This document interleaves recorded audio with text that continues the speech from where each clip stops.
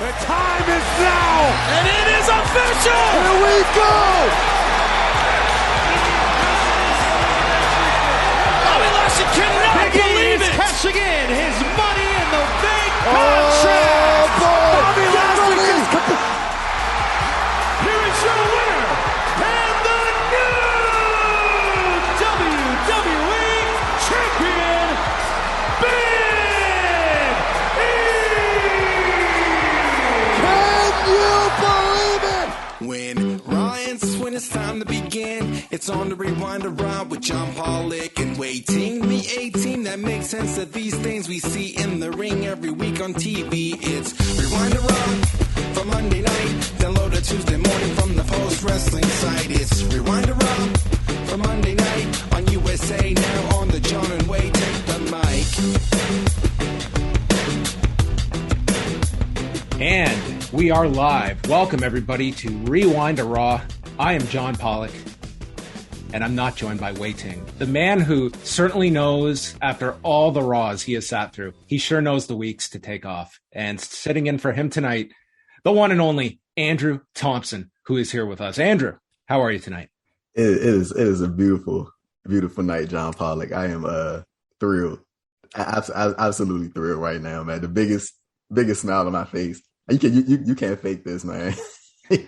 I could tell that Andrew was about 2 minutes behind the live feed because at about just after 11 p.m. I got like the all caps text and Andrew was raring to go. So I'm really glad that we have you to chat about, because it was obviously a big edition of Raw for the company, coming off of the fact that last week, we knew Monday Night Football was coming, but I think, Andrew, you can certainly look at the fact that at AEW's number last week, I think that you have to look at all those different factors of what produced tonight's show and pulling the ultimate switch in changing the title from Bobby Lashley to Big E and doing something very monumental to go off the show and create a big buzz that is going to come out of Raw. And that there are not too many weeks that we have that at the end of a Raw, where I think you have a really engaged audience to see where this goes. Yeah, I definitely think I know there was like a lot of conversation like on Twitter about whether they should have announced this or not. Obviously, I think the thing was them having the return of Monday Night Football, and that was obviously going to have an impact on the ratings, like regardless of whether they announced this or not. And I'm kind of like, I've never been the one to be that quite interested in the numbers, but I am interested to see how the numbers turn out tomorrow for this. But man, I think it was a smart move to have Big E announce this. When he announced it around 1 p.m., right? 1 p.m. Eastern. Yeah. Midday that he put it out there. And I think a lot of people, I don't think this is the case where WWE has necessarily built up that trust in its audience that they were going to pay it off. But I think this is one of those kind of paying it forward moments where they teased it. And if you got hooked in, you got the payoff at the end of the night. So it's one of those, I think you leave with WWE having some good faith in terms of what they teased and ultimately delivering it, and not just being a swerve just to build up a number and hold you to the end of the show. Yeah, it was definitely one of those circumstances. That was one of my concerns sort of going into the day as well. I was like, oh man, I hope they don't do the whole bait and switch and give us some whack finish to where they were like, oh, we're gonna get the rematch next week or at a future pay-per-view or something like that. But they have a track record of having these situations to where they tell you something and then it's the most obvious thing to do, and then they don't do it, and it's okay now. And then you had that situation throughout the all day. I seen so many people, man, they were like, it's no way they actually go through with it. It's that's just what they do. They have programmed or sort of gotten their audience used to being let down in certain situations like this. So it was actually good to see them follow through on something, and it was a great moment, man. So since this is front of mind for everybody with the Big E discussion, we're going to go a bit backwards today. I think we should just start off with the news, and beginning with Big E, we'll go through Raw and then take some of your feedback, and then we'll tee up what is coming up this week on the site. But I do want to make mention that our G1 contest, it's open now. You can go to postwrestling.com/G1 to make all of your picks. It's free to enter. You can make your predictions for every single G1 match. And the deadline is this Friday at midnight Eastern, before the first G1 show kicks off at about 4 a.m. on Saturday morning. So it's free to enter. We'll be keeping tally of all of the points throughout the G1 over the next month plus, and then announcing the top point earners after the October 21st final. So postwrestling.com/G1 to go enter now. In terms of the execution tonight, Andrew, how did you think that the cash-in was played up? Like, they established Big E being there in the first segment. They had him in multiple segments on the show. In terms of the actual execution of the cash-in, and also having like the celebration at the end, how did you think it all came together for this big moment in the final segment? So of course, if I was putting this together, I think we all could pretty much agree. You probably wouldn't have went to commercial break, right after he came out and they had the crowd sitting there for that whole bit of time that we were on commercial break. But like I felt like the way that it was executed, it was fine. Like, I didn't have any problems with it whatsoever. Like, I felt like they were just trying to build gradually throughout the show and sort of have the idea that Randy Orton could walk away with the title and not get cashed in on, or possibly could get cashed in on. And the same thing with Bobby Lashley. And then, of course, you got the factor of Big E. So I think they tried to like factor in as many possible outcomes as they could to sort of swerve the audience from what was the obvious and correct decision. Yeah, I think that it's certainly one of those title changes that I think people are naturally going to jump to the conclusion that this is going to be just a quick title run for Big E. I think it has to be a real title run for this guy. Like, there are not too many of these people, Andrew, that have been built up, that are at this level, that can make that lunge forward into the main event. And whether you think the timing was right or not, that was a fantastic moment at the end of the show, and you just have to go all the way. And I think the Big E, it's like you're putting everything on his shoulders. Let's run with it. Let's see what momentum this can create, because this company needs some buzz, and they need it with some talent that are going to be your everyday performers. And that is what Big E is. It's his time now. And I think that this cannot just be a case that he drops it back to Lashley or another heel at Extreme Rules. I would think coming out of this, the rematch, you have the logical reason for Lashley not being prepared, and that can be your pay-per-view match. Yeah, 100%, man. Like, I definitely think that this is a situation of where this should not be some type of like hot shot deal with Big E. Like, Big E is you can just tell he's one of the most beloved members on the roster. Just seeing like the amount of support that came out his way, like immediately soon the title change happened. You see his fellow talent, you see people from other companies going crazy for him. Dude is legitimately one of the most lovable people that we've seen in wrestling, man. Like, and it was a great moment to see. Of course, like it was so very, very special. Like, immediately hit me, like knowing that that's the 4th Black WWE champion in history, and I don't even know how many years this company's been going on, man. But he joins the Rock, Kofi Kingston, and of course the former champion Bobby Lashley. That was a very, very special moment, man, for a lot of people, including myself. And I was just very, very, very happy to see it happen. Like, I've had the chance to see all 4 of those dudes wrestle and all 4 of those dudes win the world title. So it was one of those moments here for me. A little, maybe a little teardrop dropped out, just a little bit, maybe a little bit. But I'm extremely excited and proud for Big E, man. Like this. Like you said, he's one of the hardest workers out there. Like, one of the, I think the only thing that really concerns people is like where they sort of like, where does Goldberg fit in the mix? Because you would assume that it's probably going to be some at that Saudi show that they announced. You would think, like, that's oh my goodness, is Saudi Arabia going to get big meaty men slapping meat? Yes. Oh my goodness. This is what the people need. The people need this. Like, I'm like, I don't think that they. I hope that they wouldn't, do the whole. I don't think so, thing. Andrew, because number one, we know that Goldberg mentioned that knee surgery that he's got. Number two, this kind of clears the way for Goldberg and Lashley to do their program that does not need a title. Like, you don't need to have the championship involved. I think Goldberg not being involved in the title program is actually more beneficial for him now. And you can just do it as the straight up grudge match, whether MVP and Gage are involved. Do whatever you need, but the deck is kind of cleared now where the championship's on Big E. And if they play their cards right, I think like you could even get, Big E getting some kind of association as well with Goldberg that could actually work, because there is, I think, that legitimate like mentor kind of role that you could have with a Goldberg to transfer some of that to a Big E as well. Like, I think there's some options that could be played there. Yeah. And the thing with this is, like, now that we have this great moment with Big E as WWE champion, like I mentioned, the 4th Black WWE champion. I'm probably gonna mention that quite a few times. I'm like, I'm ecstatic to see this dude get this win, man. But like the thing is about it now, you got to follow up on it with a great reign. Like, I just saw somebody in the chat mention Big E versus Roman at Survivor Series. I think that's gonna be a massive match. I think that's gonna be at the Barclays this year, so that's gonna be a cool one to see. But like the thing is, like we've seen this countless times as far as like the main roster goes.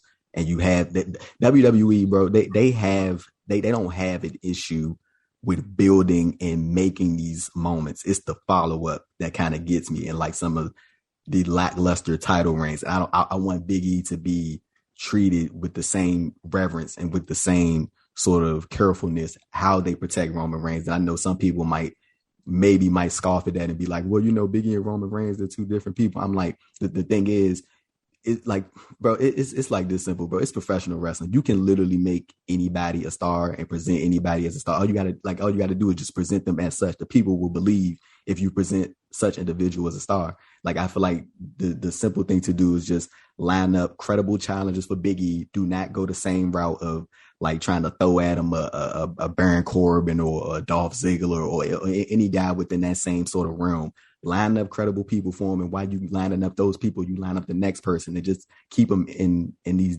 sort of like, not necessarily got to be delicate stories, man, but treat him as he is your world champion. Don't treat him like, oh, he's the other champion, that's the other guy. You got to treat him as he's your WWE champion. Like, I like the first thing that comes to my mind, I honestly wouldn't mind. Like, I know Sheamus probably might be coming off a loss at the Extreme Rules show against Damian Priest, but I wouldn't mind a Sheamus Big E program to kick off his run.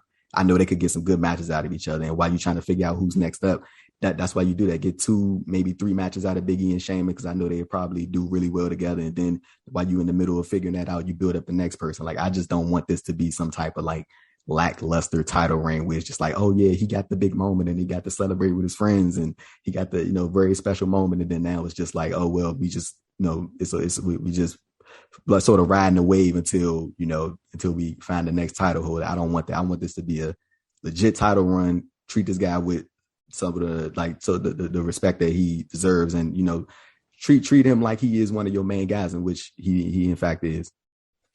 So, Andrew, the question that's got to be on every listener's mind right now that is an avid listener of the NWA podcast is there might be some confidentiality clause here that you cannot breach. But what is the NWA secret chat messages looking like tonight? I mean, this has to be just a very active text thread that is currently going on as we speak. A lot of people are very, very happy. I definitely can read this. There are a bunch of messages. A lot of people are very, very happy, including the good man Nate, as we all know. Shout out to Uncle Nate and Chris. Are you getting the sense like this was completely out of left field, like even where it was built up all day, that this was a total shock? You want to know what? You want to know what? It wasn't, because John, I don't know if you peeped it, but on Friday I had put it in the SmackDown notes. Big E said that he was going to be on Raw. He did, yeah. He did throw in that line on Fridays. Yes, and I don't think a lot of people caught it, because I don't think a lot of people were talking about it. I was like, he literally said, like, in his promo, he was like, "I'm going to be on Raw." And like, I didn't see anybody talking about it. I was like, did anybody hear what he just said? And like, that's when like the wheels started spinning for me. Like, and of course, like I wasn't putting as much stock into it then as I was early today when he said that he literally was going to cash in. But like, once he said that after his promo on SmackDown, I was like, that's different. And like, of course, when he tweeted out the thing today, I was like, okay, we got a 50-50 shot now that it's probably going to happen or it's not going to happen. It's quite an amazing day, because I'm saying this to you, which I'm just saying generally, I would imagine some people maybe have not had the chance to listen to this. You, on the other hand, have probably heard everything. And today's New Day podcast, I think, is an absolute must listen. And it features, the entire episode is dedicated to discussing, mental health issues in light of Daphne's recent passing, and Big E just bearing his soul on this podcast. Xavier Woods also sharing his experiences, Kofi talking about just, providing guidance for like other people on the roster. It's an unbelievable episode, but to hear Big E in his own words describe like what he has been through, it's just it's a remarkable story, and amazing that somebody would be willing to be so open, because you know how it can be, Andrew, when you're bearing your soul like that to, you know, people out there that, right. I mean, it does take kind of a lot of an ability to put yourself out there in such a public forum. And I applaud him for doing so. It's a riveting episode to hear. Yeah. John Cena had actually messaged me a little, like I said, a couple hours ago, and sort of like gave me some like the key points. I didn't get a chance to listen to it, but I heard it like a lot of good things about it. And they touched on some very serious subjects throughout the whole podcast, man. And just from what I'm hearing, like from exactly what you said, I think we all, like all of us have like our own mental struggles, and we have those days when we just kind of down.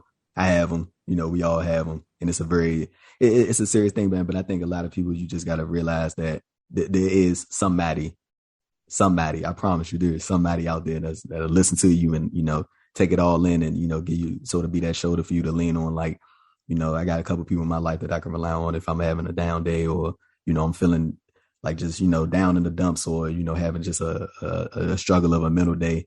And like, I think it's very, I don't want to say, like, I don't want to compare anybody else's mental struggles to anybody else's, but like when you see somebody who's on national television on a weekly basis, and they have all this fame and notoriety, and then to see them come out and, you know, share these experiences, like, it's like, oh, you know, I think for some people, it sort of gives them that feeling of like, oh, you know, they're just regular people just like us, and they go through these struggles, and they have these down moments, and it makes people more relatable. And unfortunate as it may be to have that relation in that type of manner, I still think it is a good thing to have those discussions. And, you know, kudos to New Day for opening the door to, you know, to having that conversation, to sort of inviting their listeners to sort of join in on that. And of course, Daphne's passing was that I was for sure sad. Like, it's like one of those weird things, man. Like I felt like just over the past 2 years, like it's just one of those things that's just real hard to process, like just losing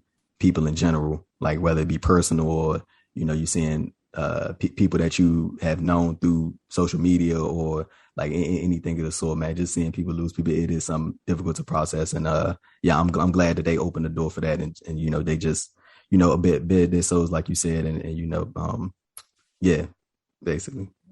Yeah, it's certainly worth the time to listen to. I think anyone can get a whole lot out of this this hour plus discussion that they have, and also had a guest come on as well to talk about everything. We will come back to this when we get through the review of Raw, but we also we will have another new champion on Tuesday night, because the NXT Championship is going to be decided on Sunday night. Samoa Joe puts up a video. This just comes out of nowhere, stating that WWE Medical wants him to take a brief period of time off due to certain injuries. He did not elaborate on what the injuries are or what the time frame is, but on Monday, they put out the announcement that the Fatal 4-Way on Tuesday night's live edition of NXT will crown the new champion with Tommaso Ciampa, Kyle O'Reilly, Pete Dunne, and LA Knight. And perhaps we will get some kind of update regarding Samoa Joe. I think there's still a lot of questions attached to that, but I mean, in the video that he posted, I mean, it certainly did indicate that it's not going to be a long time, and he was already like cutting promos for whoever wins the title. I'm coming for you, but it looks like they want to have this big championship match on Tuesday and go off the air, similar to tonight's show, where you will have a new champion.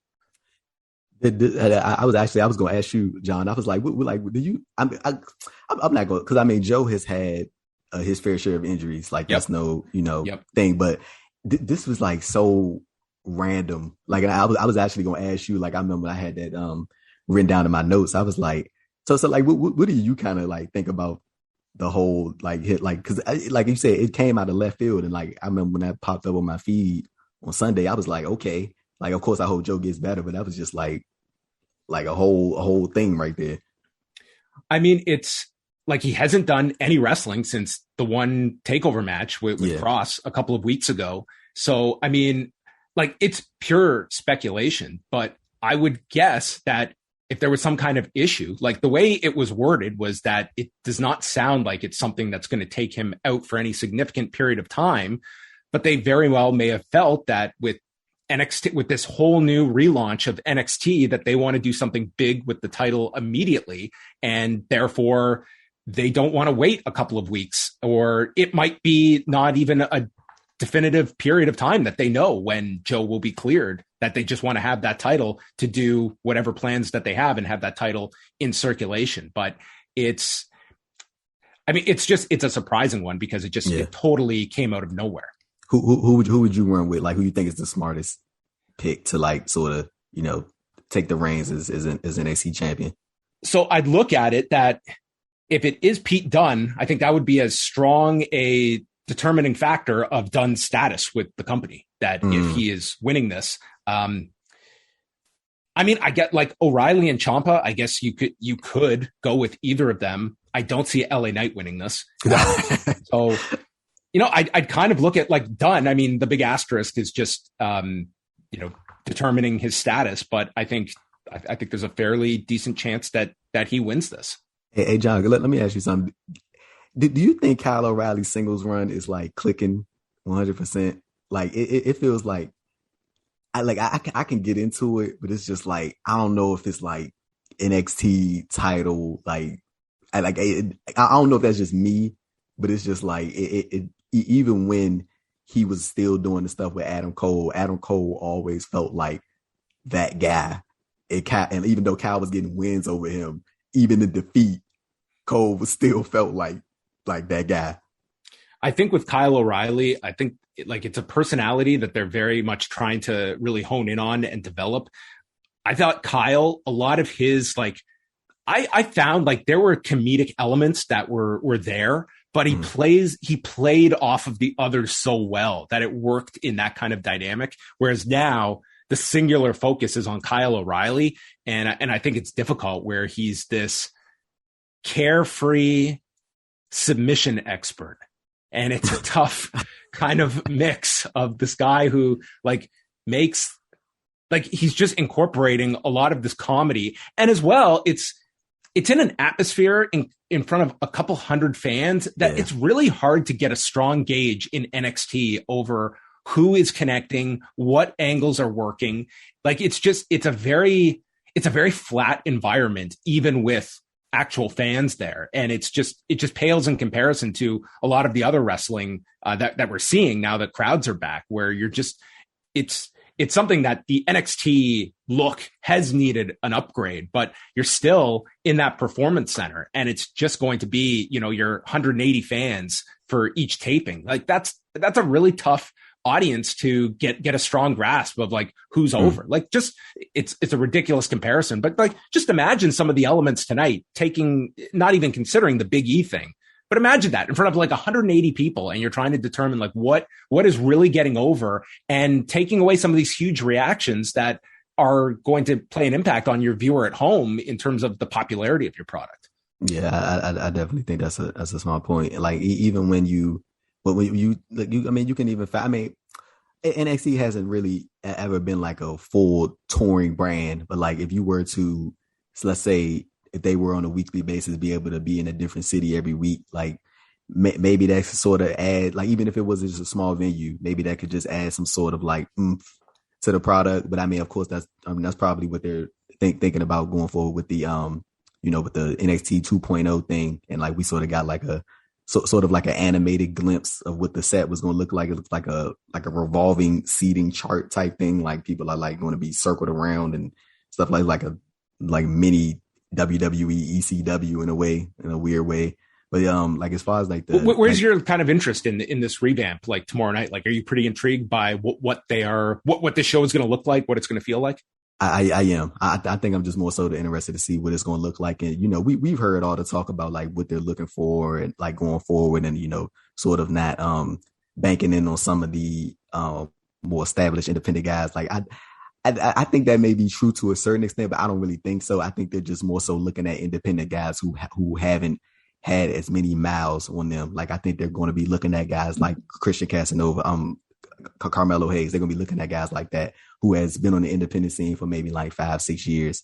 and stuff like that, and they can sort of still be able to take them while they're somewhat fresh and, you know, sort of mold them into what they think that talent should be. I think that's the type of guys they're going to go. I don't think they're like done with independent guys, but I definitely think they're going to more so go after those independent guys who haven't been out there as long, so they can sort of reel them in and shape them into what they want those talents to be on TV. And as far as the product goes, as far as my interest level, I think NXT, like, they have had their moments over the past year where it has been sort of an okay show to a good to great show. I'm not gonna say the product is bad. I don't think it is. And like, I think more than anything, I'm curious to see like the set. Like, I don't know why. I feel like that's one of the more intriguing things. And as far as the NXT title thing goes, I definitely agree with you in the sense that I think Pete Dunne is probably the more likely option, and it is going to say a lot as far as like where his status is in the company. Sticking with NXT, Sean Ross Sapp of Fightful reported today that Johnny Gargano's contract is up December the 3rd. So it's not immediate, but it's coming up in a couple of months. Right. And that's a really interesting figure on the board, Andrew, in terms of, you know, and especially coming off of these recent losses that the company has had. Like, there very much is a perception war. And the question is, like, how much WWE is going to want to combat that. And I think you watch a show like tonight's edition of Raw. I do not think tonight's Raw was a product of we're going against football. Like, maybe you can put a portion of that in, but right. I think tonight's Raw was very much a response to AEW. And in that sense, it's very good for the fans. And for a Johnny Gargano, it could be very good for the talent if you have that, if you have two major companies that are interested in you. But I'm kind of curious from your perspective. Johnny Gargano's in a very good role in NXT. Do you see him wanting to stay put, or is this the point in his career where it's, okay, what are the long-term plans for me being in this company? Like, is NXT my ceiling? Is this where my career is destined for? See, that's the thing, man. Like, John, as long as you've been covering pro wrestling, like, have you ever, like, do you remember a period when there have been so many guys who have had this amount of like good leverage in their respective careers? Like, there's like so many dudes out there, so many talents in general, like, who have these like just incredible amount of like leverage points as far as like what they can do, or like if they want to pull more money in and, you know, sort of raise their stock a little bit, or if they, you know, want to go elsewhere. Like, I know you and Wade talked about it, with the Kevin Owens situation, and like his contract's supposed to be coming up at the beginning of 2022. And like, man, like, and you even say the same thing about Johnny Gargano, man. Like, these dudes have like the greatest like leverage points right now. Like, I don't really think there's sort of a bad decision to make. Like, as far as like, as far as Johnny Gargano goes, like, he said in like a plethora of interviews like that NXT is where that's his home. Like, he doesn't even, not that they're against going to the main roster or going to Raw and SmackDown, but they are solely focused on NXT, and that's where they want to be, and that's what they want to do. And I mean, people say these things, John, like, research people have said these things, man, and then, like, you know, things change and you get different feelings and different opportunities come up. So it's like, you really can't call it. I think I can see Gargano staying. I feel like Pete Dunne is a guy who would entertain. Hey, listen, guys, Keith Lee still needs a manager. So listen, guys, there is an open availability here. Oh my goodness, man! I couldn't believe that story when I first seen it. But yeah, man. But with Gargano, I definitely could see him staying. With Pete Dunne, that's one I really can't call. But Gargano, he's one that I could see staying for sure. Yeah, I think like if you're Johnny Gargano, I think like you do have a certain amount of sway here to kind of sit back and see what this new NXT is going to be, how it's going to benefit or hinder a performer like you. Like it may be of great value to a Johnny Gargano. And from there, like it's what do you want out of your career? You have been now in this system for many years. Yeah. Do you have aspirations of the main roster? If so, I think you know the dangers that come with that. Like that guy had his cup of coffee on the main roster. And I think to his benefit, he ended up back in NXT, because I have feeling that had he been up there, he would have been running after R-Truth and Akira Tozawa most weeks if he was up there on the main roster. So, I mean, he's had a very strong run in NXT. Are you happy there? Do you want to go to the main roster, or are you looking at AEW as an option? And all of this, we look at AEW, it seems like they are not capping like their incoming talent. It seems like they are very much open to bringing more and more and more. And that begs the question, like, where do they reach that limit of how much talent they can bring in? Because the market is flooded with available talent that we're seeing now with 30-day no compete clauses just expiring over the past week. There is so much talent out there. Hey, John, let me ask you this. Like we've seen a lot of hype around a lot of the male talent. Do you think, well, not even do you think, like who could you see sort of being that first female name from WWE, sort of like, other than Ruby Soho, like that would sort of like a marquee name, an established name in WWE that could make the jump? Like if I'm Tony Khan, man, like I'm looking at that division and I'm like, the first person that would probably catch my eye, who I could probably sway over there, is Naomi. Cause like, dude, she's in her early 30s, and like they sort of treat Naomi like she's a part of the like old guard. And I'm like, she's not even in her prime years yet. Like most wrestlers hit their primes when they're in their mid 30s. That's not old at all. So I was thinking about some of like the female talent that could possibly be sort of a part of this and sort of make those jumps. Cause like as we seen, like I know you reported it this past Friday, like people get tired of that stuff, man.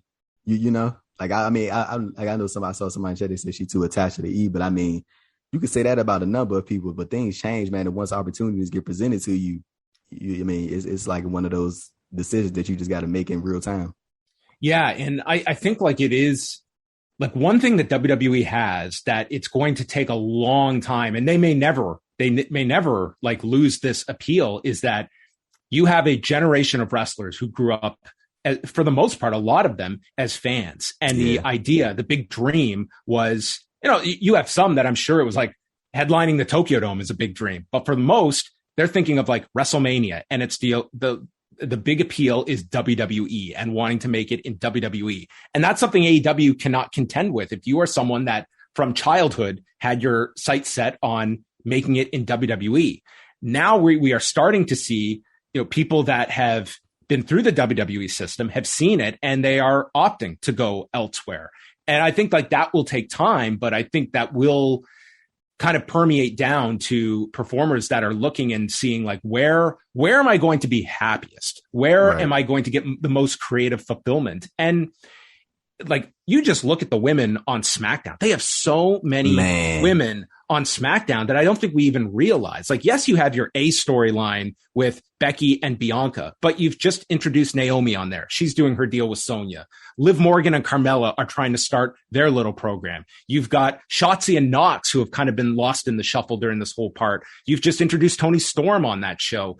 Like, you have all of these women. Zelina Vega and Carmella are, a tandem on the show. You have so many women, and it's just trying to find time. And I don't know if necessarily if you're frustrated by just a lack of television time, I don't know if going to AEW is going to necessarily satisfy that for you, because that's such a loaded roster that it's not a guarantee you're going to be getting 10 minutes every week, even with the addition of Rampage. So that's a fair point. It's tough. It's all of what you're looking for. Yeah, no, that's definitely a fair point. Like the AEW definitely got their criticism with their women's division as well. You mentioned Zelina Vega. Like I mentioned earlier that you reported that their match got cut on Friday. They did her so dirty, man. That was wrong. That was so wrong. It's like I was thinking of it, and as I said on the show Friday, like I don't know when the call was made during the show. Like certainly that Edge Rollins match went super long. I could totally believe if that match, if the decision had to be made during that, but I don't know that for a fact.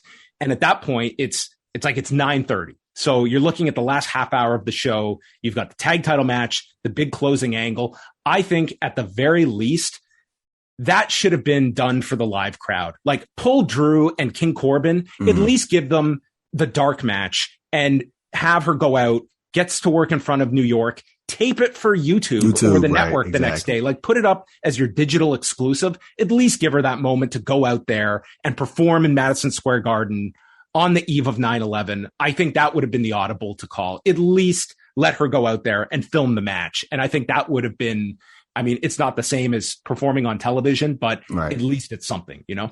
Didn't they have her like do like promotional stuff prior to the show? Like she was like introducing the 9/11 documentary, WWE documentary. And she was at the 9/11 ceremony the next day, like reading off like the names of victims, including her father, of course.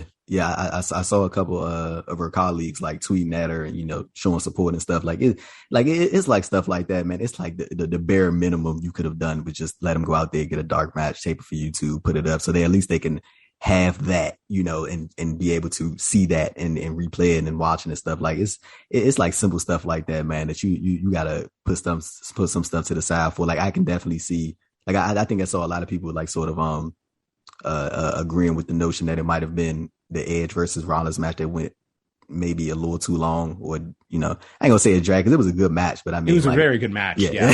but I mean, like I definitely think that Zelina Vega should have definitely had that moment right there. Just before we wrap up the news here, did you get to see any of the Ring of Honor pay-per-view on Sunday? Yeah, I watched the whole thing, man. I watched the whole thing. And we got an interview up on the site too with the women's champion. With the women's champion. Roxy. That was like Roxy and Miranda Alizé. Like they had a great match. Like they were on second from the top. They really delivered in that position, and I think it really did like present the women's championship very strong coming out of that show. And Roxy, I mean, you can speak to the fact interviewing her. I mean, here is a 19-year-old, man, you know, tremendous. Where she's at already in her career. Yeah, I think that's a kudos to Ring of Honor as well. Like, I mean, if you're going to reboot your women's division, because the title has been, the Women of Honor World Championship has been inactive for almost 2 years now. And like, if you're going to restart your women's division, what better way to restart it with a young talent such as Roxy? And then you can continue to build off that. I'm pretty sure there's more story to tell. They got Trish Adora probably waiting in the wings somewhere. Like I think they are off to a solid start with sort of their reboot of their women's division. I think they have a lot of people's interest. Like the thing is about Ring of Honor though, like just in this landscape, John, there is so much stuff happening, man, every day. Like, you know, from being in the news cycle, something is happening literally every day. That's like the biggest story. And then Ring of Honor is putting on a really solid product, like a solid TV product, and they put on a lot of entertaining matches. And it's just hard to sort of, when they generate some buzz, it's like the next big thing just comes and slaps on the news cycle, and then it just takes over the cycle.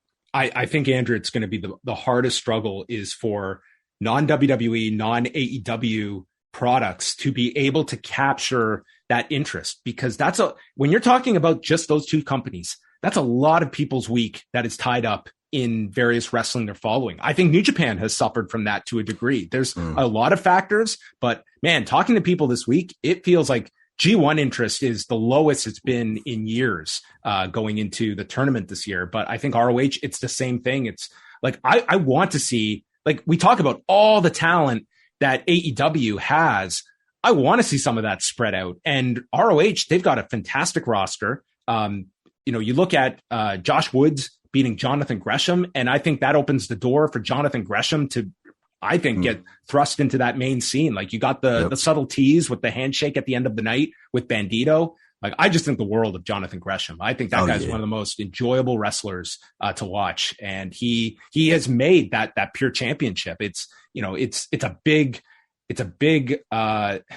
weight on the shoulders of Josh Woods to kind of follow up on what Gresham has done with this championship.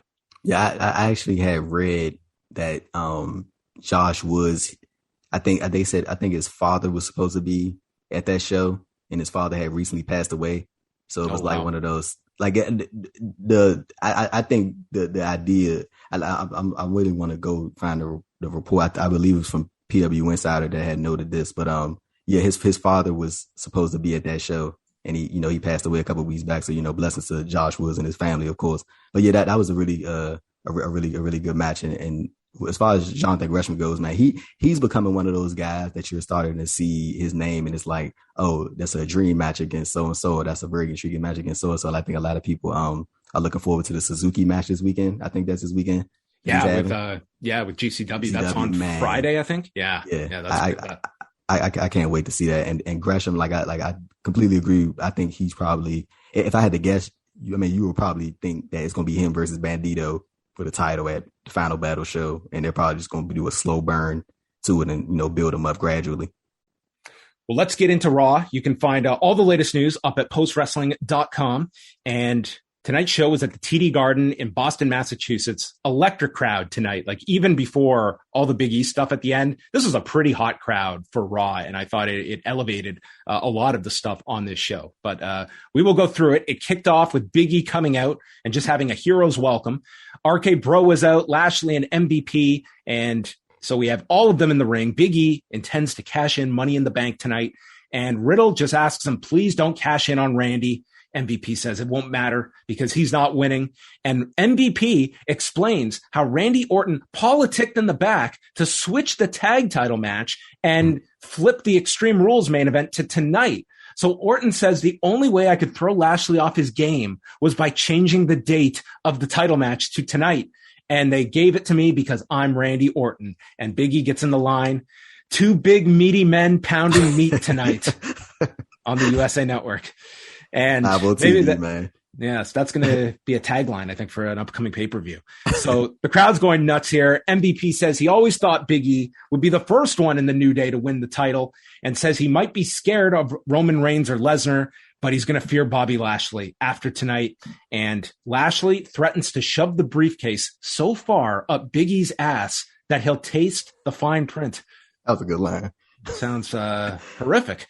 And out of nowhere is the RKO as Lashley gets laid out to end the segment. I thought this was, I think it kind of set the table for everything that was to come on the show and your big angle for the end of the night. But also, you had a great crowd reacting to a lot of these lines and treating the people in the ring like stars. I thought that this was a segment that came off well. Yeah, I'm so glad that they chose Boston to do this. Like it chose some I ain't gonna disrespect no other city, but some like rinky-dink town or something like that. Because when the crowd is just completely dead, because they had these weeks when they go to these cities, man, the crowd is just like flat. So I'm glad Boston was alive for this tonight, and I think all three talents were presented very well. Like I said at the top when we were discussing it, they did as good of a job as they could have to sort of just sort of throw like that good type of swerve in there, like, oh, you don't know what's going to happen, even though a lot of us were thinking that Big E was going to end up on top, even though there was still that little bit of doubt in there because of WWE's track record, plus them sort of making Randy Orton look good in this in this segment as well. Charlotte Flair cut a promo with Sarah Schreiber. Her reign will last forever. Long live the Queen. And then they promoted the draft that will be coming up October 1st in Baltimore for SmackDown, and then October 4th in Nashville for Raw. Yeah, WWE draft coming up, man. Like Don, do you have any like interest in these drafts? Like, I mean, I ain't gonna lie, I have fun covering it on the site.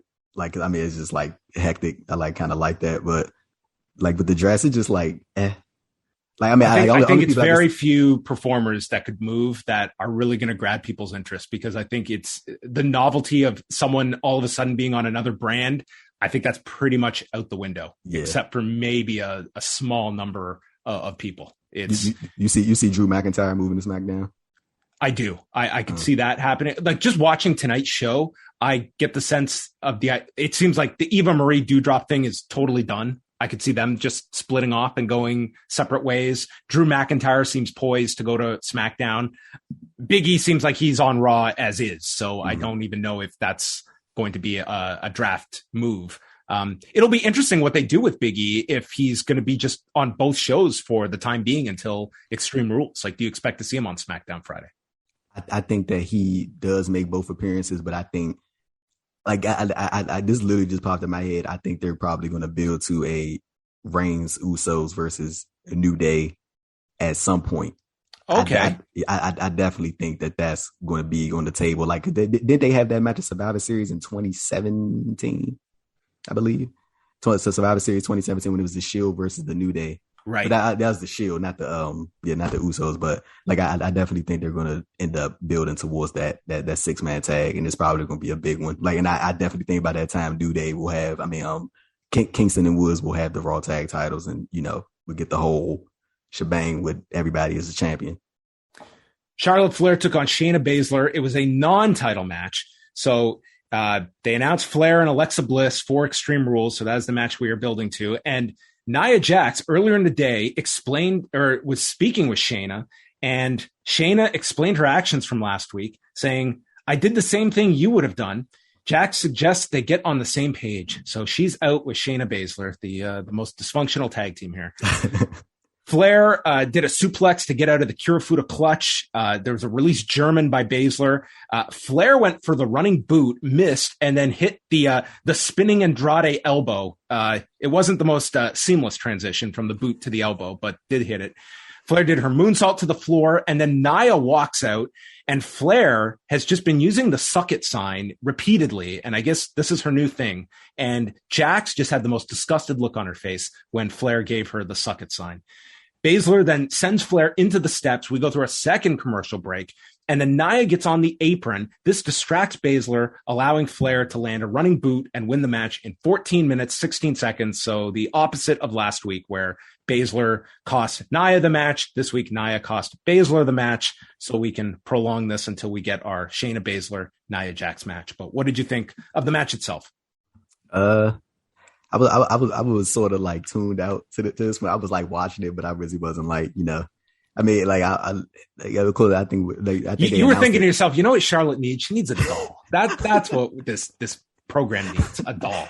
Like, man, with the Charlotte Alexa Bliss thing, John, how would you go about trying to even transition Alexa Bliss back to the version of her that I think a lot of people were much fonder of than this version? Like, is there even a way to go about that, or do you just she's gonna be in her hometown on Sunday. You get the Elite to do a seance, and then Alexa Bliss shows up, and she thinks it's 2019 all over again, and she's back in the past before all of this happened. There you go. Like, she gonna be in her hometown at Extreme Rules.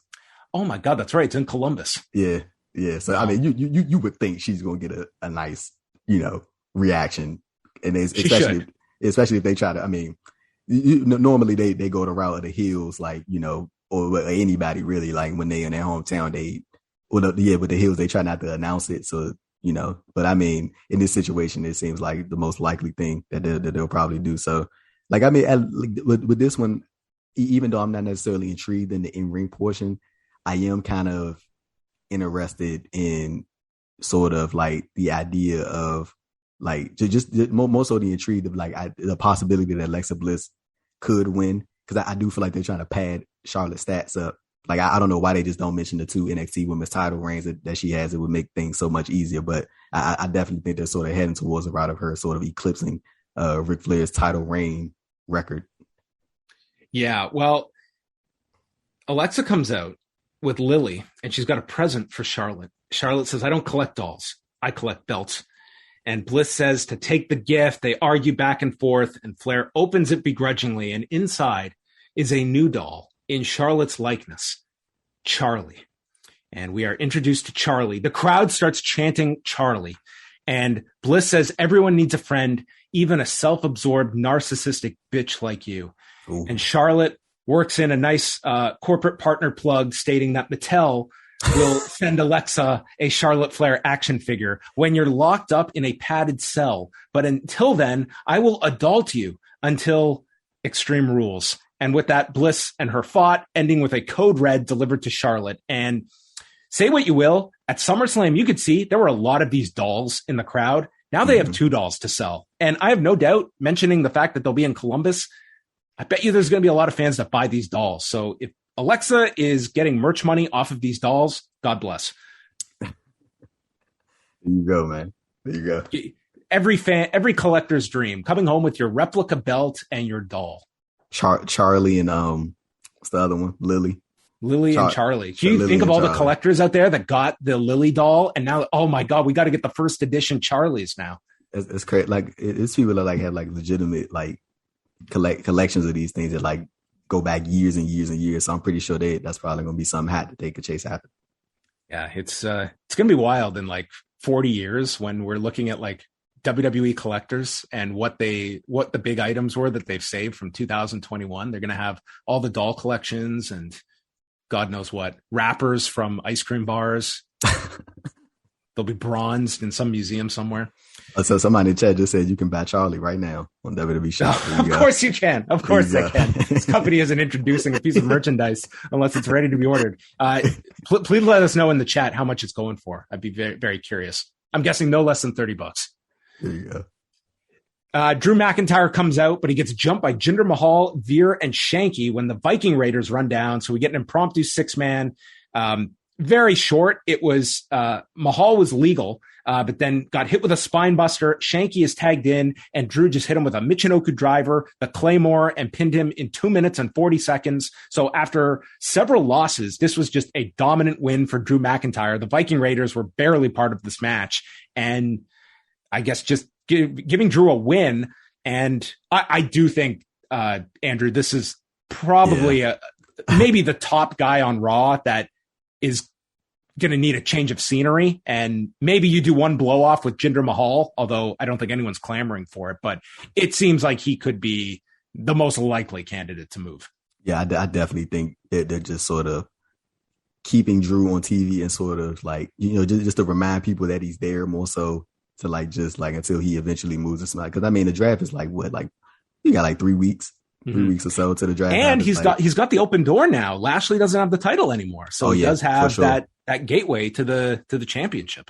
For sure. Now see that's sort of an interesting dynamic now that he can challenge for the title. Like, do you run Big E versus Drew at some point, or will he be more useful on the SmackDown brand and sort of he can be lined up as a very credible challenger to Roman Reigns? Like I don't want to like go too far off topic, but like I'm even curious as to what they're going to do at Extreme Rules. Like, are you going to pin the Demon? I think so. Man. Yeah. I think with Reigns, it's all in. The tough part is lining up baby faces that can be believable. And that's a real struggle because it just dominates everyone. Mm. And I think the idea is no one's going to buy Finn Balor, but maybe we can get a shred of doubt for the Demon. But in that sense, like you do kind of have to beat the Demon. Like I don't think for a second he's pinning Roman Reigns. Right. Like I don't think that's happening either. But I was just like, it seems like that's probably one of the characters, sort of supernatural-esque characters that they want to protect. And I mean, well, maybe they don't consider a loss to Reigns as far as the Demon losing as a big one. But like the thing is, like about the Demon, even over the past couple of years, like it's sort of been up and down for me, just because like, and this is no slack on Finn Balor, but it's like he does like the same moves. Like when he is the Demon, it's like the same exact thing. So it's just like, oh, he just has on face paint. And like, and I mean, like, I could definitely see Reigns probably, they'll probably go like another route of him, doing like the low blow thing he does, like when the dude pins him and then he, kicks out, but it's a low blow act in actuality. I could see something like that happening again. But there's the saving grace for that is I think they're going to have a hell of a match, especially like a hardcore, like no holds barred match, and they go 30. Like there's a way that he can lose. Like as we saw with All Out, it's like, is there any loser on that card, save for QT Marshall, that came off of it like stronger as a result of it? Like Darby was stronger after the loss. Bucks were stronger after the loss. It's like none of these losses really harm them. And that all comes down to your booking and then the execution of the matches. Like there's a way it can be done where it's not super harmful to the loser. But I think with Reigns and Balor, like I'm pretty high that match is going to be pretty solid at the pay-per-view. 100%. Yeah, I'm in agreement with you. Real quick before we get back to the Raw, you think we get Brock Roman at Saudi? So I think so. I think that is probably. It's just they're pushing it too hard. Like I would say if not Saudi, then Survivor Series. But I'm thinking October. Like I see that being the big match unless they have something else up their sleeve for for that event. Like, you know how they're going to stock up those Saudi Arabia cards like that. That seems like the level of match that they would earmark for October. For sure. We get a New Day reunion in the back, and Big E mentions that they're in Kofi Kingston's hometown. Kofi says, "Thank God I'm not going for the title tonight." No, Kofi just says that Big E has everything it takes. It's a delayed laugh. I thought maybe I just swung and missed there, but he says that it took me a minute to catch that. He says the Big E has everything it takes to be the face of WWE. Look at that. I got the thumbs up. And they do a New Day chant to loosen up Big E. All the 24/7 geeks are in the back running after Reggie. Drake Maverick, I guess, is the mastermind here. And he tells Truth and Tozawa that the problem was not the plan, but the execution. I can say this whole 24/7 concept, you could criticize the plan and the execution, as this title has been around now for 2.5 years. But here we are. John, it's time. It's time. it's time to put this thing behind us, man. Like this 24/7 title thing. Like so I was actually, remember, I was listening to an interview. No, matter of fact, it was the interview that I did with Jeff Jarrett, and I remember I asked him about the 24/7 title thing, and he was talking about R-Truth and all that stuff, and was talking about how like R-Truth has sort of like provided TV time for people that probably more than likely wouldn't be on TV if he wasn't there doing that 24/7 title stuff, or wasn't involved in that, or like pushing it, or like that primarily thing wasn't for him. But like I just think this thing is like way beyond the course and as far as like what it was supposed to run. Like it's dragging. And I mean, Reggie can get his 80 million TikTok views. I'm happy for the brother. Go get it. I ain't mad at it. Dude, Reggie's a fun character. Like there's a total utilization for him. This is more just the 24/7 concept that I've kind of liked how they've gotten out of the arena. They're not overextending their welcome on the show. It's usually a minute or two. The stuff in the back and just the random segments that are just the carbon copy ones of every other week. Those are the ones that it just feels it's aggravating. Yeah. Well, Drake Maverick, the final boss of the 24/7 title segments, and we got Cedric Alexander running out there sometimes too. Yeah, it's quite the collection. But you know who was not part of the 24/7 brigade? That was Jeff Hardy, because all of a sudden, I guess when it's an open challenge, that gets you around any logic, because this dude's been just having his shoulders underneath the mat for every match against Karrion Kross. But all of a sudden, he's challenging for the U.S. title. He was the recipient here of this open challenge. And Damian Priest had to just play like the world's biggest Jeff Hardy fan as he made his entrance, and he's smiling and he's clapping for him. Sheamus is out for commentary. And so they're having their match. Damian Priest boots him off the apron and then lands this somersault on top of him. They go to the break. They come back. There's a belly to back off the top, and Hardy goes to reverse in midair. And the idea was landing on top of Priest, but the way he landed, it was like his hip crushed Damian Priest.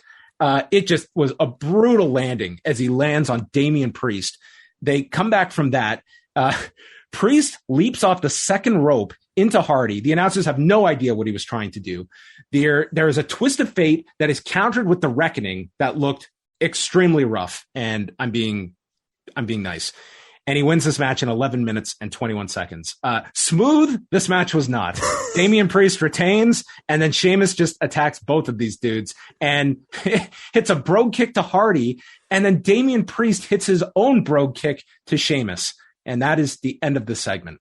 This one did not work for me, Andrew, but I am open to interpretation of this match. So let me say this first. With Damian Priest, I am somewhat impressed at how they have positioned him on TV, because like this dude came out of that Bad Bunny thing and like he was just like doing nothing. Like he was just like he was just there, and like I was like, how did they not follow up on this? But like ever since he sort of got involved in the U.S. title scene, he has been booked really well and like positioned really well, and I enjoyed that aspect of it. This match necessarily, like it wasn't really all there for me. Like this is sort of another one I was sort of like in and out, tuned and out of. Like like even when I see when I see Jeff Hardy take some of these falls, man, like you could just see it on his face, like he like make the cringe face, like it hurts, and you can obviously tell it does. Like Jeff is the man, bro. Jeff has had one of the greatest careers. Like that dude has done it all. First ballot Hall of Fame in any Hall of Fame, whether it be the George Tragos or the WWE Hall of Fame, whatever Hall of Fame you want to throw him in, he is valid. But like seeing him take some of these falls, man, and like see him take some of these rough spots, it's like, oof.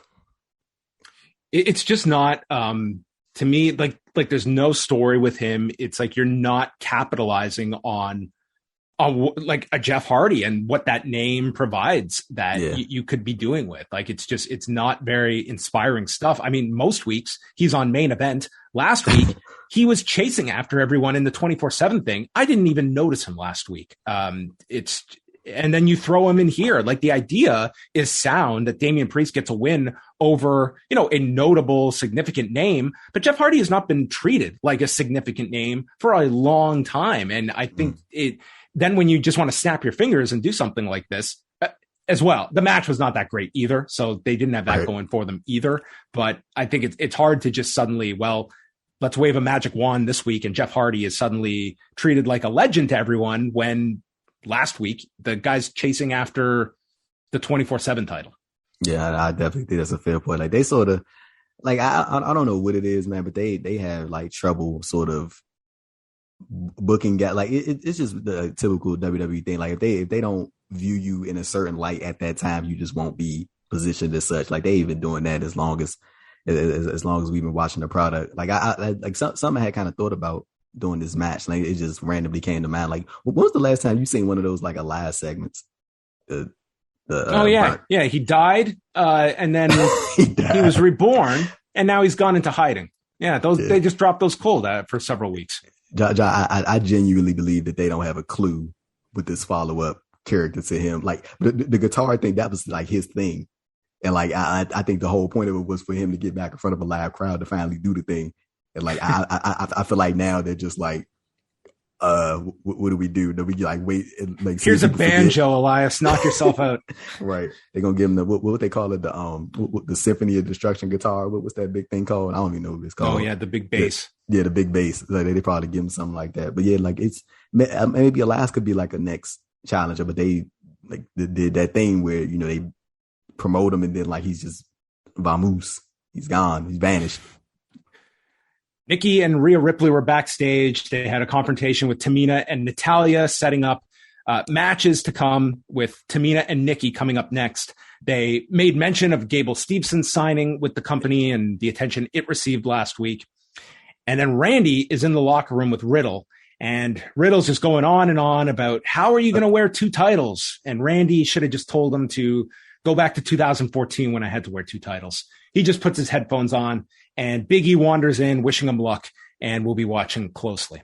Hey John, I was going to ask you, like, what do you, I mean, I know it's very like hella early to like even predict, but like, what do you sort of see for Gable Steveson? Do you think of running NXT, or do you think he's going straight to the main roster and like they'll try to like, cause I feel like they'll treat him with that same delicacy that they treat Roman Reigns with, because I feel like they really don't want to mess this dude up.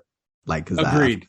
I think they don't want to mess him up. At the same time, I think they also want to cash in on him while he is most relevant to the public, and that's going to be tough. Like he's doing his final year at the University of Minnesota, and he was on Ariel Helwani's show today and said, I think there's a good chance I might even bypass NXT and go right to the main roster. I don't think he's just saying that, just thinking off the top of his head. I think like there's certainly an expectation that we want to train you and get you to the main roster as quick as possible. I don't think they want to have a 5-year project in NXT. I think they want to have someone that they can accelerate and get to the main roster quick, because I'm sure it's a hell of a deal that he signed with this company. It's a lot of pressure on this dude, man. A ton of pressure on him. It's a lot of pressure.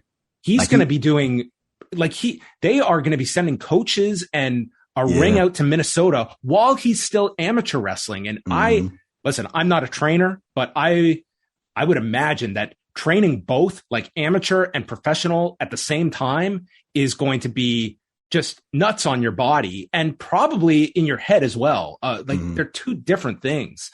And I think like that it's going to be a lot. Like he's 21. This is a lot on his shoulders. And to me, I would want to play the long game. Like, okay, this guy, maybe he's super popular now and maybe we're mortgaging a bit of that, but we want to get a career out of this guy. We do not want to just get 2 years out of him and he burns out and he fails in this system. That looks poorly upon your performance center as well. If this guy flames out and does not make it, like there will be a spotlight on them too.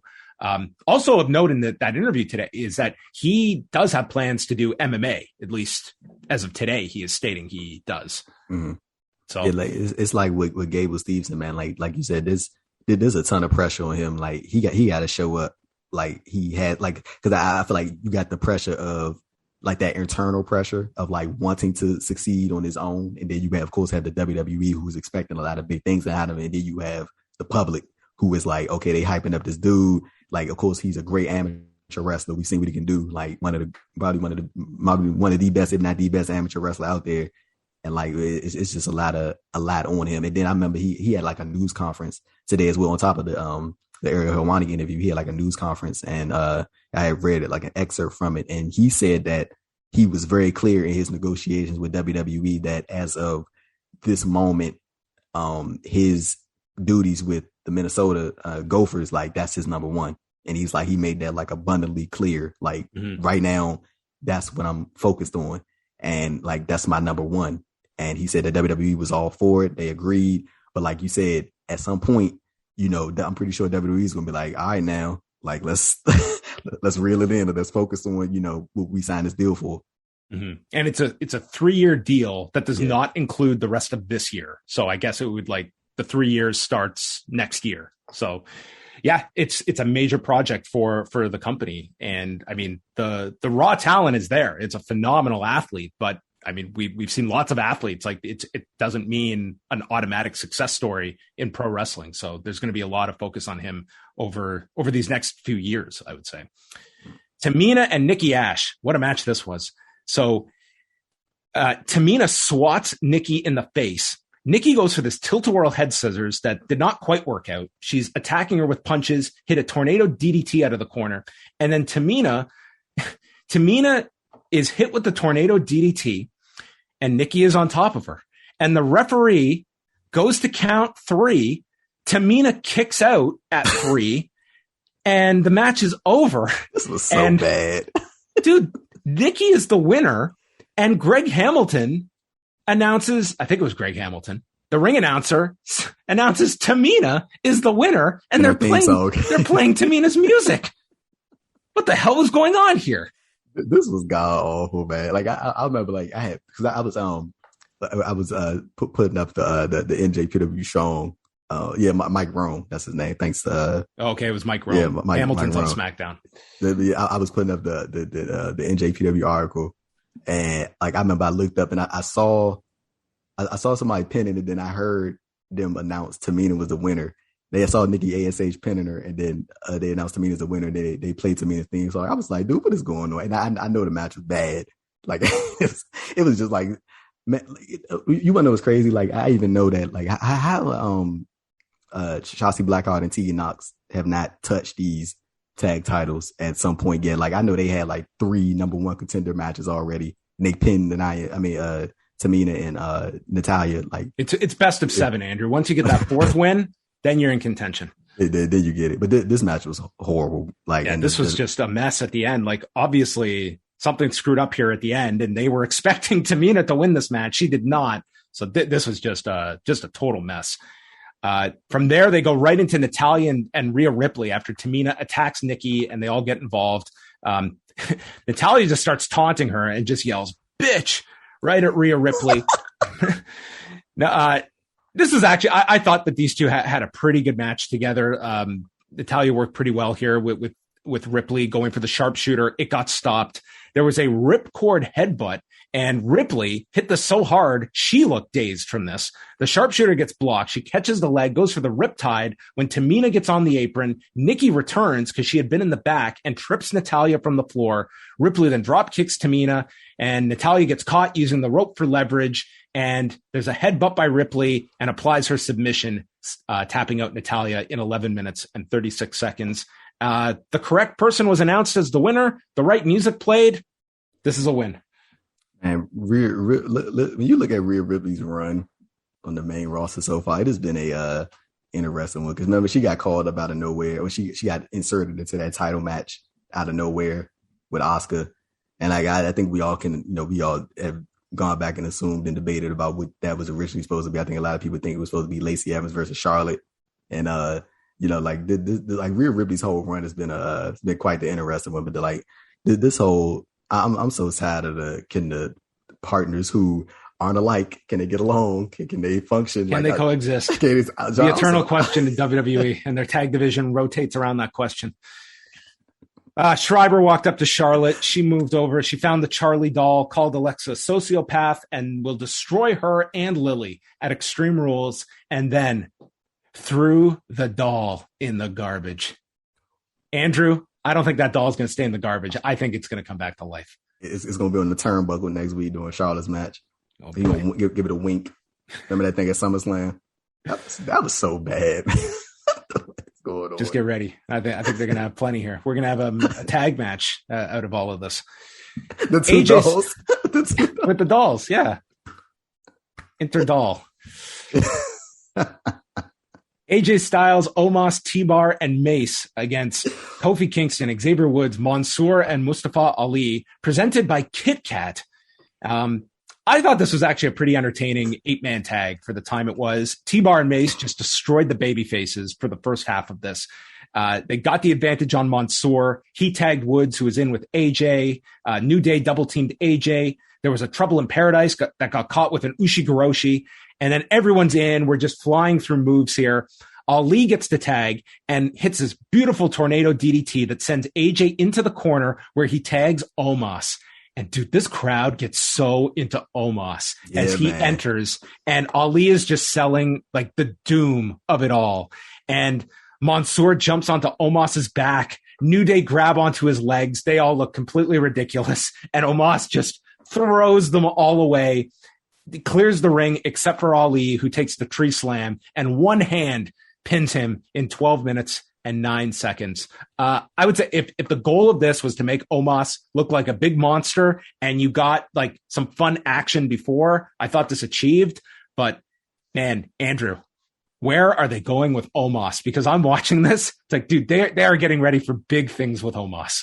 I'm like legitimately, like, not even trying to be funny. Like I'm like legitimately starting to notice like the crowd reactions for Omos. They got into him last week with Lashley, and they did again here. Like the crowd is getting into this guy, and it's notable. I think if he can just sort of get somewhat more swifter in the ring, like I think that they could. Like I think they had big plans for him. Like regardless, like it's kind of funny seeing like AJ Styles being like the background guy, sort of like, even though AJ Styles is the more experienced and like AJ Styles still gets good reaction, but it's kind of interesting seeing Omos sort of take the forefront and AJ just kind of being like the other guy there to just sort of help him along the way. It is an interesting thing. And like with even Mustafa Ali, like I know he tweeted something after the show, and he was just like he said, "My name is Mustafa Ali. I'm a Muslim American. I am Pakistani and Indian descent, and I am one of the best wrestlers in the world." I think that was like just one of those, like, just one of those self-pat on the back things, because Ali, he is a very talented individual. John, for real, I don't think he's ever bounced back since he got taken out of that Elimination Chamber. Like he hasn't done anything of like notoriety or like anything notable since that happened. So he got his hand on the briefcase, remember? Yeah, I forgot about that. Yeah, and then he paused in shock and fear and all. But that was that was something. But yeah, man, I think this match, like, I think you hit it on the head. This is probably designed to, be a big win for Omos, and like Omos getting the crowd reactions, man. So it's gonna be interesting to see what they do next. Lashley and MVP are getting ready. Kevin Patrick asks if Big E is a distraction tonight. They say no, he's an annoyance. And Big E will just be added to their list of victims. And Big E walks in and reminds them of his plans to cash in. But before that, Eva Marie versus Doudrop. The mega powers explode. Corey Graves says that Eva's striking would make the Paul brothers blush. And Jimmy Smith says, well, probably wouldn't take much for the Paul brothers to blush, essentially, taking his jab at them. Doudrop misses in the corner, but then hits a follow-up avalanche. Eva rakes the eyes, but can't roll up Doudrop. She won't move and hits a senton and a splash off the ropes and pins Eva just like that in 2 minutes. And this felt very abrupt, Andrew. It was like, man, this is done. Like, this just feels like this pairing is over. This feud is over, and they're going separate directions. That's what this felt like to me. Nah, they're going to run it back next week. You're probably right. You're probably right. Hey, let me ask you this. Who do you think? Because I definitely think that they're going to continue to use Eva Marie in this same role because in somebody's mind backstage, this is working. So who do you think is going to be next up to sort of be like the protege of Eva Marie? I'm telling you, I'm banking 100% it's going to be Liv Morgan. I'm calling it now. Remember, I said this. I feel like she's going to get moved over, and then that's going to be the thing with her and Eva Marie. I think she should just be like a manager, and she does like 1 or 2 wrestling matches a year and just build it up to that, because I don't know. It's just, I don't know. To me, the last iteration of Eva Marie, where they brought her down to NXT and she did the match with Bayley. Like, if you go back and watch that, like, this crowd was just in fear that, oh my God, they're going to put the NXT women's title on Eva Marie. And it was a weird dynamic that worked, and Bayley overcame and won it. And there was an appeal to Eva Marie. And it seems like they have just moved her now into 2021. And I just don't think any of this has really landed with me. And if anything, I think that like Doudrop has gotten some, like, more of the audience has gotten into Doudrop. And I see like more for her in the immediate. Like, they're certainly not going to just drop Eva Marie, but like, I don't have a great idea for her either, of what you do next with her. Like, this just did not really work unless your intent was for Doudrop to, come out of this as a babyface. And it does seem like there is some fanfare for her. She's a great wrestler. She's a great wrestler, man. Like, even when she was doing some of that stuff over in ICW, like, and I've seen like one of me like 3 or 4 shows that heard her on it over there. Like, she is extremely talented, including like the NXT UK stuff, of course. But like, I definitely think, John, we will definitely, you and Wade will be talking about this match again next week at some point. I fear that you are right. Also, congratulations, because Doudrop was married over the weekend. Hey, congratulations! And she's right back here for this. At least she got the win on Monday. Yeah. I want to say repackaged Karrion Kross, but the main thing was the unmasked Karrion Kross. This was pretty much like a combination of like those old Sean O'Haire vignettes in WWE with like a mix of like Aleister Black all combined here. Right down to the line, I'm not telling you anything you don't already know. And they show highlights of Kross inflicting pain. He says that it has become insatiable. His list of victims is growing. His motives, his desires, his ultimate plan. He says the goal is to hurt everyone and get what he wants and not be here to get lost in the shuffle, which is his actual line. I'm not here to get lost in the shuffle. Kross makes the exact same face. I was going to do the thing when you read his promo. He just, whole promo. He was very emotive with his facial expressions for each of these syllables that he was delivering. And everyone will learn to fall and pray. So did you take this as sort of like a restart on the Karrion Kross character? Or it was just a throwaway segment? I can't call it with WWE, man. I can't. I mean, they brought this dude on the first night, and he lost to Jeff Hardy when he was champion. So like now, it's like they're going backwards. It's like, okay, he got the title off him, so like it's like they're trying to like really build him now, and it's like it's so ridiculous how they go about some of these things. Like they like take the most, like the weirdest routes to go about building certain people, man. Like when I heard this promo, like when he said I'm not here to get lost in the shuffle, I'm like, Brad, you are lost in the shuffle. I was like, I don't know which other way you would be right now, but I mean, I guess we'll see. We definitely gonna see. Yeah, it's been a tough one for him. Like it was awful. Like there's no debating that Jeff Hardy debut, but the next week when they put him over, I'm thinking, okay, it was a really awful introduction. And now they can get him back on track and it will slowly work for him. But here we are, dude. It was like that was like a fatal blow that first week. And it's not just that, it was taking away the elaborate entrance, taking away Scarlett. Like, you took away so much of the features that got this guy over in the first place. And on top of that, you gave him this stupid mask. The matches were not anything special. Like, this guy just had no favors done for him from the get-go. And I don't think he's been able to climb out of that hole yet. So, hey, John, I wanted to ask you, like, and I think maybe more so is just social media, but do you remember that? Like, I was going to ask you, like, what do you think about that promo that Adam Cole cut on Cross a couple months back? I think it was in like June. Like, I don't know if you remember the one I'm talking about when he was just like, but basically, he said a lot of stuff that was like very, very true. And like, I think that, like, I think a lot of people were somewhat already thinking that about Cross. But like when he said it and it started like getting around on social media, it was like, damn, because like half of that stuff that he was saying was kind of true. He was like, you got the lights, you got the cool entrance, you got the girl. And he was like, well, if they want to make me feel special, they just put me in the ring. And he was like, they done everything to try to make you feel special. And it was just like, when you really look at that now and you look at what Cross is now, they stripped everything away and look at him. He's like the fourth member of Demolition. Exactly. You remember I texted you the picture of Cross when he first debuted? Yeah, you sent me the picture of the mask before I had not caught up to Raw yet. So I'm just getting this. I'm like, what is this? And then when it happens, I was like, oh my God, this is awesome. Oh my goodness. More for the collectors to get. I wonder how much that's going on WWE Shop for. Somebody go look, please. All right, but let's get to the main event. Bobby Lashley and Randy Orton for the WWE Championship. Now, I know all the focus is going to be on Big E. I thought this title match was great, and this crowd was so into it.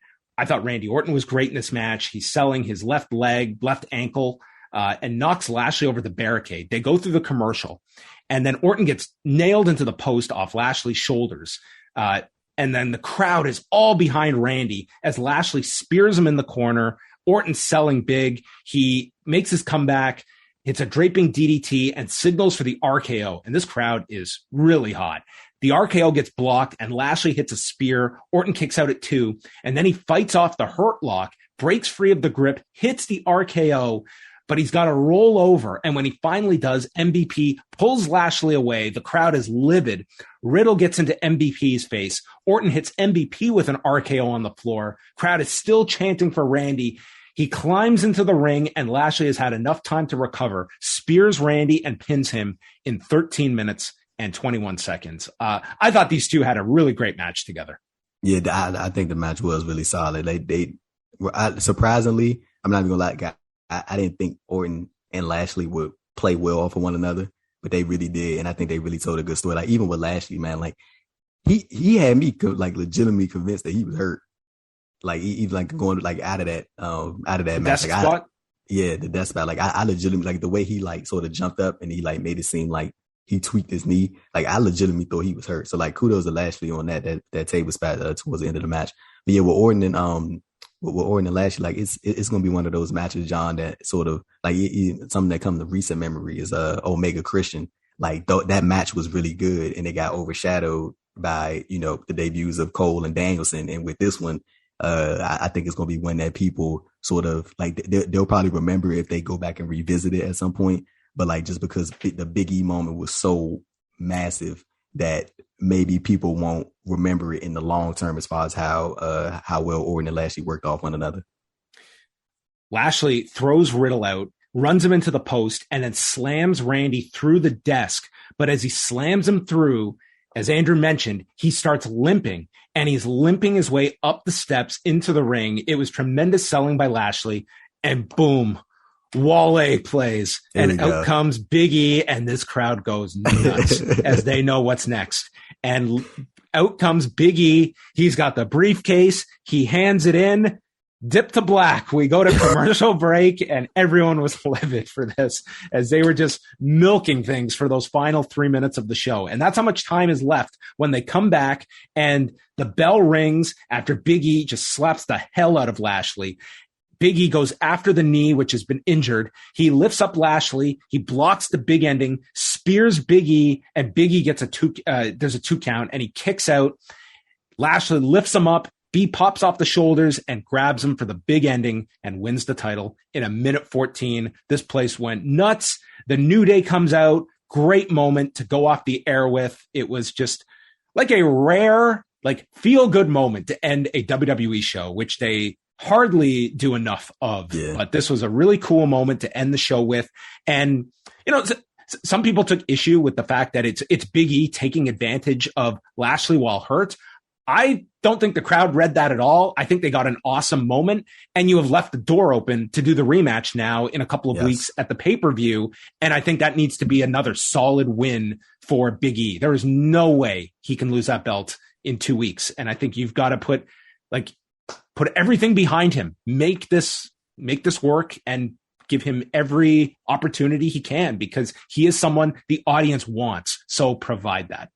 Yeah, and I definitely think they should make his first post-title win appearance a big deal. Like, promote him heavy. Like, I'm pretty sure Big E's gonna be doing a bunch of media this week, leading up to his first appearance, man. But like, it was great seeing him get the title win. Like, I really enjoy these type of cash-ins where there's some type of like fight and struggle in it, and it's not just like, oh, go straight to the ring and then, you know, the person's already down and all you got to do is hit your finisher and that's it. I like these ones where it's like, you know, they're just like that sort of that thing as far as like there's some doubt there that the other person could end up retaining. I really enjoy those type of cash ins because it just makes everything more exciting and more interesting.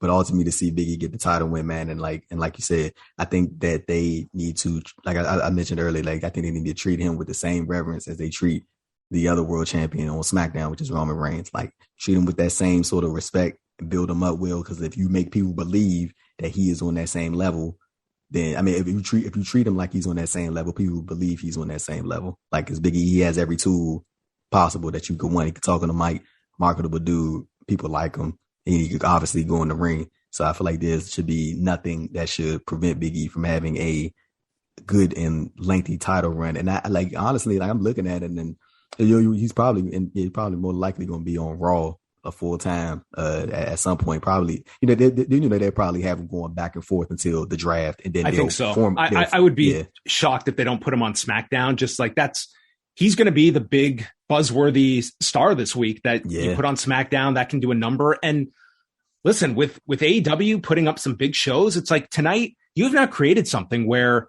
if you had the celebration on Friday and you announced Big E's making his first defense next Monday on Raw, like that's a shot in the arm Raw has needed for a long time. And I think that's something that they have at their disposal. And it was, you know, in one night they set the table, but as you said, rightly so, it's very important, like the follow-up and making this, you know, taking this great moment and building upon it. Like John, I'm pretty sure you remember, Kofi Kingston's like post WWE title win. Like that was legitimately one of my favorite wrestling moments in history. Like seeing that, like that was amazing. Like just for me as a fan of wrestling, black wrestling fan, like cool seeing that. But like the follow up to that was it was like they had like put no build into the Kevin Owens thing. The Joe thing was okay, and then they had him feud with Dolph Ziggler for 2 months, and it was just like it lost so much steam. And then by the time the squash with Brock happened, it was like you could kind of see the writing on the wall. Of course, I didn't think it was gonna go down like that, but like still, I feel like they need to lock in on Big E, man, and go all the way in. Like, don't half-ass with this dude. Go all the way in and build him as he is one of your faces of your company. Did I ever tell you my Kofi Kingston story at MetLife Stadium? I did not hear this. Okay, so this is WrestleMania, what was the year? 2013. So that would have been 29. Okay, so it's WrestleMania 29 at MetLife Stadium. And I'm in the area where all the media is in the box. And it's like this big area. And they brought up like some of the NXT talent was up there at the time. And other talent that was not on the show was up there. So I'm going to the washroom. And, you know, it's a fairly big washroom, and Kofi Kingston is in there as well. And this kid comes in and he recognizes Kofi, and he goes up to Kofi. He's like, "Who are you wrestling tonight?" And Kofi's like, "Not this year. Not this year." something to that effect. Like he's not on the card that year. So he's just like letting this kid like know that he's not on the card. So then in that very same stadium, I'm there in 2019 and the guy wins the championship. Oh yeah, that's crazy. In that very same stadium. So that was very cool. Like seeing that moment in 2013 where the guy didn't even make it on the show. And it was just such a sad scene of him having to tell this little kid that, oh, I'm not wrestling on this card tonight. That's very cool. You want to know? I actually saw. I think it was Way who tweeted out. I saw one of your interviews. I think it was at a WrestleMania Access show. It's slipping my mind with who the person was, but it was a really good interview, Joe Poe. So kudos to you for that. I can't remember who it was, but that was a really good interview. I'll take the credit. We got some feedback here. We'll quickly go through and then we'll wrap up things here. But Luke from Quebec writes in, I have not watched Raw in a long time. I usually just listen to your reviews. They did get me to tune in for the end of the show with the Big E news just to see what would happen. I'm really happy for Big E. He looks like a genuinely good human being, and it's nice to see a longtime mid-carder be elevated to the main title, which so rarely happens. Unfortunately, I can't say this felt very organic. There was no long build, no story, just a tweet and then a title win. I hate to say, but it felt very forced and reactionary. I think Big E deserved a better path to the title, but this was still a nice moment. Not very hopeful about the future handling of this title reign. My only question now is when will be Xavier's time? There's certainly merit to that. Like this was not built up or anything like that, but I do think like they struck big tonight and it was one of those, a very exciting moment where when you get that elevation, like I think fans really get into that when you see a natural elevation of a star and winning that title, like the hope is, man, this is going to really cement someone that I think the crowd has largely been behind for years and wanted to see in this role. And yeah, they kind of shotgunned this title win, but I think that they did it in a way that's going to have a lot of enthusiasm coming out of it. So it's up to them to really deliver on that. Exactly. Like, and John, how long have you seen, like even just on social media, people saying, oh, Big E deserves to be a world champion. Like people have been saying this for years, man. Like, and they finally found like a moment, and it definitely was a hot shot title thing, but I think it was just one of those things, man. But I mean, when you really think about it, most money to make contract cash-ins are some sort of like some form of a hot shot type thing. But like just with Big E's, man, it's just like I said earlier, my main concern is just more so the follow up to this big moment, and I think you sort of laid out something smooth that a route that WWE could go as far as promoting his first appearance, and then going as far as like having a title defense against Lashley at the Extreme Rules pay-per-view. Where do you see Lashley going after all of this? Could you see him being flipped over to SmackDown? I like, especially coming off. See, this is another thing, to be honest with you. Like sometimes they do have issues with booking people coming off of big losses. Mm-hmm. Like they legitimately have an issue. Like I think they don't go the simple route of just, look, if they come off a big loss and you don't know what to do with them, take them off TV and just keep them off TV for like a month, 2 months. Like it won't hurt. It'll give people time to miss them. I think that's always a good thing. When talents are coming off a major loss, just take them off TV. Like if you really don't have anything that's going to elevate them to that, to sort of get them back to where they were coming off of that big loss, then just keep them off. Like with Lashley, I definitely think a move to SmackDown wouldn't hurt, but like I'm thinking about more so like what that would do to Raw, but we also don't know who's going to be moving over from SmackDown to Raw. It's like it's the draft is like they're like their rosters are so like top heavy this year, and it's like there's no like guys that sort of in that that mid card that I'm looking at who I can see sort of like rising to the forefront. And I don't know, he mentioned Xavier Woods. Like I know a lot of people are sort of looking at Woods as sort of like what he can do. Like I mean, I definitely think there is a spot in there for a Woods title defense. Like, and John, I think that could be an interesting one. Like Big E being like, hey, I want to make sure my guy gets a shot at the world title. And they sort of go that route for one of the pay-per-views. And, you get a nice, and they don't have, nobody has to turn heel. Nobody has to do any of that. It could just be Big E just, hey, let me get my guy a shot. And you have a couple of near falls in there where you might think Xavier might pull it off and just, make it intriguing. But yeah, before Woods, I like, he's openly said multiple times that, that those guys are legitimately brothers. Like he says when one of them wins it, they all win it. And Woods has been like, I just want to win King of the Ring, and that'll make my career and stuff like that. So, I mean, I definitely think it's a spot in there for Woods as far as like a major title win, but that's just more so a WWE having to put him in position to put him in position to have that moment.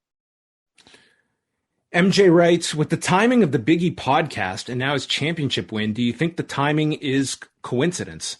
I do. I don't think one had anything to do with the other. Like, I don't think that had anything to do with it at all. I'm just going to skim down here because we are getting late, so I want to get in these last few here. Kate writes, it's not quite Kofi Mania levels of emotion, but damn did it feel good to see Big E win that belt. Now it's time to make good and right what they did wrong with Kofi. Give us a strong babyface champion who has entertaining feuds and gets people excited to see him. Let Big E be Big E, and the show will improve from that alone. Tonight's show is proof of that. Aside from the usual dinner theater level promo work, many of the matches were sloppy, but no one is going to think about that too much because Big E won, and that's what matters. Yeah. And yeah, I think everyone, it's a champion that people are very much willing to embrace, and you do have some like very interesting figures now. Like, I think certainly you can look at Damian Priest as someone that I could see them very much going all in on. And it's just, having the right heels lined up for Big E. Like, you have Lashley in the interim, and maybe there's a value to Drew McIntyre as a heel on Raw if he's better served there than just being the latest babyface to be thrown at Roman Reigns. Like, it does change things up a bit with the Big E in this mix and finding different opponents for him. Heel Drew McIntyre versus babyface Big E would be interesting. Drew has been sort of on that babyface side since late 2019.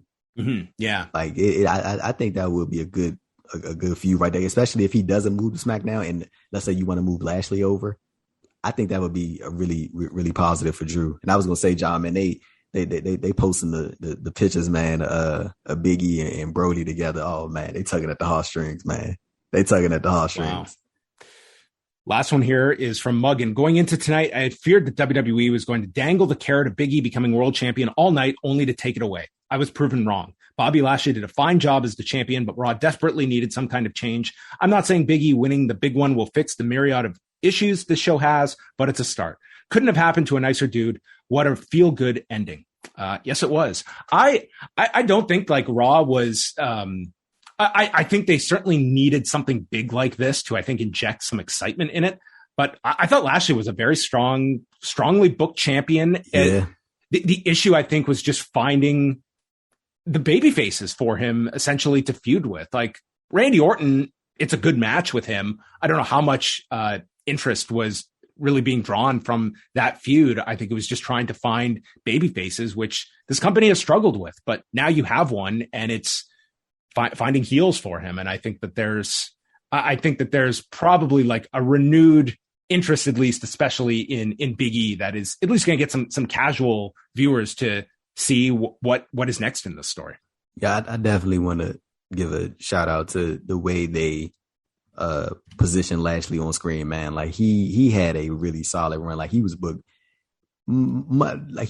fairly strong throughout the whole way. Like I don't think there was like I can't recall at least any points where he seemed like he was the weakling in the storyline, or like he was always like the more dominant champion throughout most of his the only run. Casualties were Shelton and Cedric.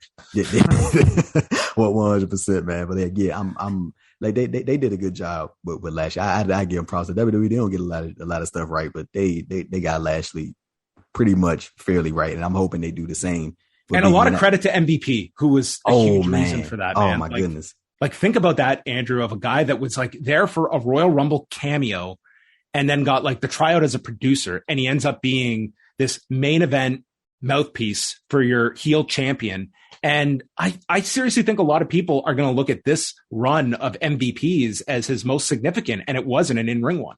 Man, MVP deserves a abundance of credit, because like I think he's been working on like messed up ligaments in his knee. He like opted not to have surgery, like, and I'm assuming that was just to stick around with Lashley, so he wouldn't have to be away, and then Lashley wouldn't be on his own, and then maybe have there might have been some holes in that title run that had MVP had to be away for a couple of weeks or a month or so. Like he legitimately changed Bobby Lashley and made him a threat, like his character a threat. Like MVP, he deserves so much credit, man, for the way that this title run has gone. And just I know we gotta get out of here before we wrap up, man. But like, I just want to say again, I am very, very like that. WWE, they get so much stuff wrong. Like it's like comedic, like type of like wrong, like the stuff that they do. Like it's starting to become funny at this point. But with this one, like they do know how to make moments, and I'm happy to see that Big E get this big moment, man. Like there are a lot of Black wrestling fans like myself who sometimes feel sort of underserved with some of the mainstream products, and to see someone who looks like me get this big moment, this big crowning moment after years of sort of making his way up and being built up and people saying that he should be in this title picture and then not really getting an opportunity. And then now he's like finally here. It's always a cool thing to see. But like, I think now at the point, it's like I said a couple times, build off of this, man. Treat him with the same reverence that you treat your other world champion and make it a great run. And, you know, even Marie and Dewdrop and the dolls and all that stuff, like that's that's going to be raw. But just make sure you properly position Big E, man, as the champion that he really is. That's really cool to hear, especially from your perspective, Andrew. And it's my hope that, you know, we just put out the latest NWA podcast that I hope next month, I hope you guys are all sitting down and it's talking about how awesome this has been, because 4 weeks is a long time in wrestling, Andrew. So let us, it definitely is. We will see. We're going to wrap up. Real quick. Let me just say this. Cause I'll like, we won't get a lot of chance to do a lot of podcasts together. I just want to tell you, much love to you for always supporting me. Both you and Way and everybody at Post. Y'all show me so much love. It makes me feel good. It really does. Like I'm not like this super emotional person, but y'all make a brother feel good with all this support that y'all give me. It's like very appreciated.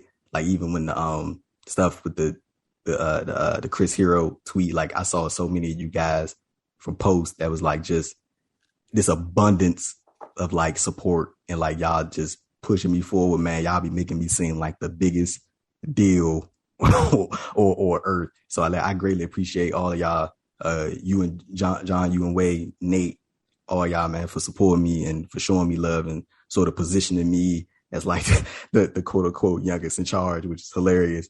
But yeah, man, I just wanted to thank every single last one of y'all for the support, man. It means a great deal. Like y'all really don't know how much just some kind words are due to a person, even me in general or anybody. So yeah, I just want to say thank you to y'all, and I appreciate everybody.